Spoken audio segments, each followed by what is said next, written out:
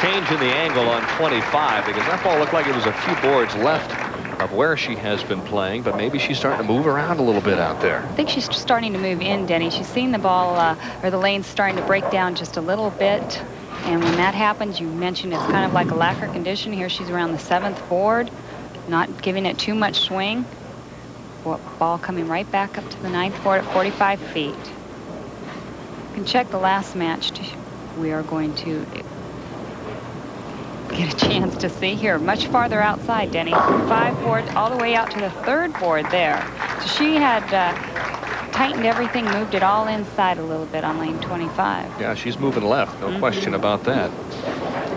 Good shot for Dede Davidson, but not much of a reaction in terms of a strike. Dede's last shot, head pin up against the wall, 4-pin, rings around the 7. Key double there. If she gets it, she's down by just 5 right now. She trails by 15.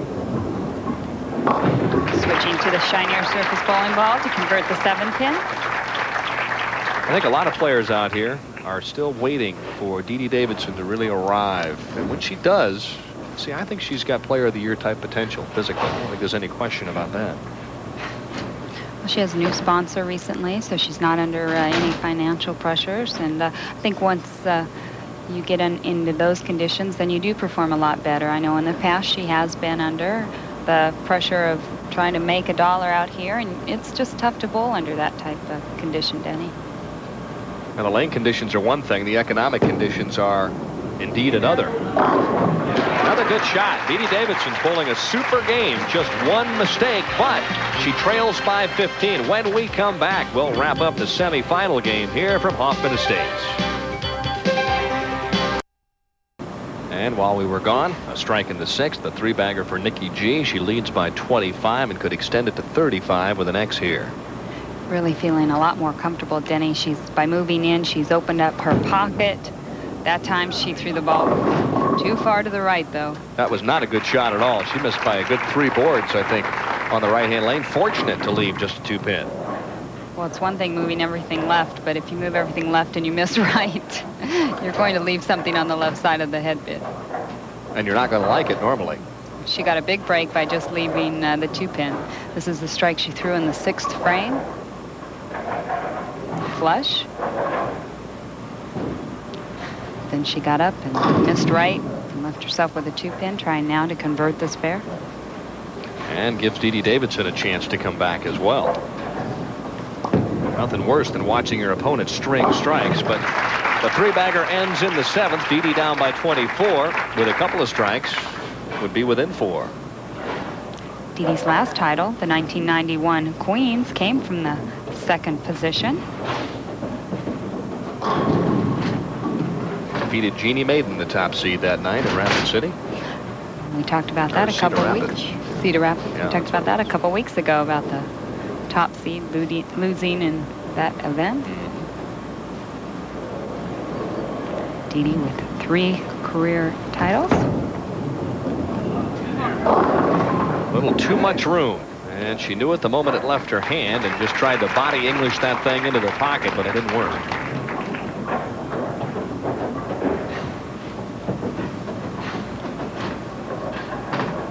Dede bowled her career high series this week, 8-15 during the 2nd round of match play.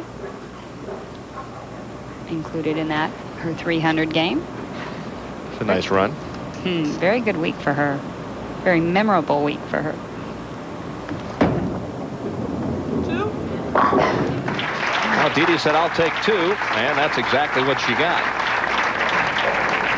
Not textbook style, but both of them went down as a spare on the board. And our next telecast on ESPN Bowling Wise will come up Thursday, June 25th at 7:30 p.m. Eastern Time, as the seniors will invade the Showboat Bowling Center in Las Vegas, Nevada for the $115,000 Showboat PBA Senior Invitational. Huge field. I think there's somewhere around 400 players entered in that one. Be a few years before you could compete in that, huh, Denny? Yeah. I got a few good years left. Dede Davidson, boy, you have to be impressed with the game that she's bowled. A couple of shots here or there, and She might have started with a bunch. Right here, just dices the rack. Look at the power this ball has. 5-pin right up into the 10. She'll give it the body English. You always like to see the 5-pin just slice that either right or left, depending if you're left or right-handed. Well, when you get that 5-pin moving, you know that you've done something right. Nikki G trying to put Dede Davidson away. Beautiful shot in the 8th. One more here in the 9th, and Dede's in a world of hurt. Nikki G could still shoot 247. Dede Davidson 223. Tonight, averaging 214 on the television pair. A little bit lower than the week's average. Up by 24 as she steps up in the 9th. A strike here gives her a 34-pin advantage, and that's the way you like to go into the 10th frame. Yes, I'd have to admit I would like to go into the 10th frame leading by 34 pins. No pressure. Just fill out the 10th and start thinking about the title match. Better shot here. Yeah, she just missed the last time on the right-hand lane. She actually even got that one out a little farther to the right than she had been, but she had so much lift and good speed, good roll on that ball that it just came flying back. That one went out to the 4-board. A little farther right, but she really executed well on that shot. Do or die right now for Dede Davidson. Needs to strike out to have any hope whatsoever to get to the championship match. Strikes out, she forces Nikki Gianulias to mark in the 10th.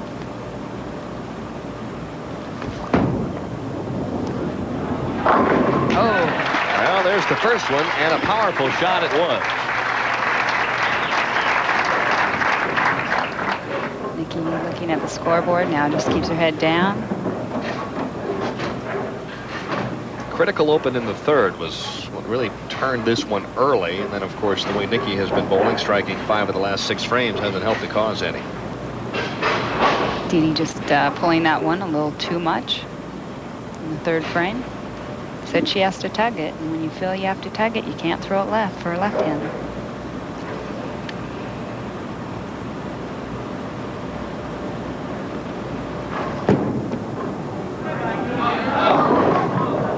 Not to be this evening. Washout on the left-hand lane in the 10th frame. So Dede Davidson, who qualifies 2nd, will end up 3rd. And that young lady will move on to a title match. She'll take on Tish Johnson.